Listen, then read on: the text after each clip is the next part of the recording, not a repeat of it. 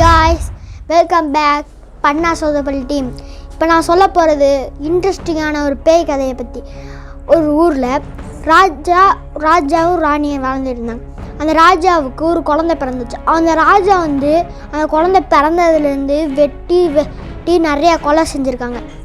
அந்த கொலை செஞ்ச பாவங்கள்லாம் தனியாக இருந்திருக்கு. அதுக்கப்புறமா இவங்க பெரிய ஆளாகி இவங்க கொலை செஞ்சதுனால அவங்களுக்கு யாருமே பயன் தரல. அதுக்கப்புறமா ஊராக சுற்றி பயங்களே தரல. அதுக்கப்புறமா பிச்சைக்காரனாக அலைஞ்ச ஒரு 10 வயசு கம்மியான அவங்களோட 10 வயசு கம்மியான பையனை கல்யாணம் செஞ்சுக்கிட்டாங்க. கல்யாணம் செஞ்சு அதுக்கப்புறமா ஒரு வருஷம் கழிச்சு அவங்க வயிற்றில் ஒரு குழந்தை உருவாச்சு. அந்த குழந்தை உருவாகி கிட்டத்தட்ட 3 வருஷம் ஆச்சு.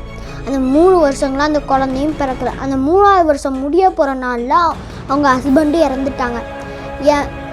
அதுக்கப்புறமா ஒரு பூசியாட்ட போய் கேட்டால், நீ உங்கள் அப்பா பாவம் செஞ்சதுனால அந்த பாவம் உனக்கு சேருது, அதனால உனக்கு எப்பயுமே குழந்தை பிறக்காது, ஒரே ஒரு வழி தான் இருக்குது, என்ன வழி சாமின்னு அவங்க கேட்டிருக்காங்க.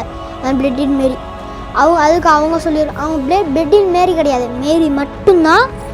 அவங்க போய் கேட்டிருக்கவங்க அவங்க சொல்கிறாங்க, 18 வயசுக்குள்ளே இருக்கவங்க 14 பெண்மணிங்களை கொலை செஞ்சு அவங்களோட ரத்தத்தால் குளிங்க, அவங்களுக்கு சரியாக போயிடும். அப்படி ரத்தத்தால் குளிக்கிறதுக்கு 4 பெண்ணை கொலை செஞ்சுட்டு இது 10 பேரை கொலை செய்ய போயிருப்பாங்க. அங்கே போயிருக்க நேரத்தில் இவங்க கொலை செய்கிறது இவங்க தான் தெரிஞ்சிருச்சு ஊர் மக்களுக்கு.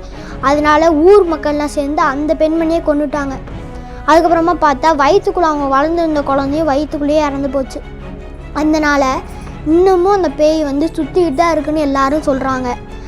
இப்போயுமே நைட்டு 12 மணி போல் போய் கண்ணாடி முன்னாடி கேண்டிலை வச்சு நீங்கள் இப்போ பிளட் இன் மேரி வா வா வான்னு 3 தாட்டி சொல்லி பார்க்கணும்.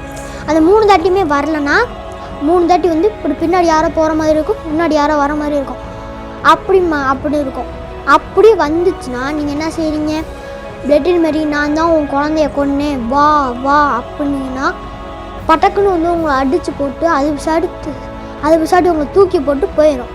அதனால் இது யாரும் ட்ரை பண்ண வேணாம். டாட்டா.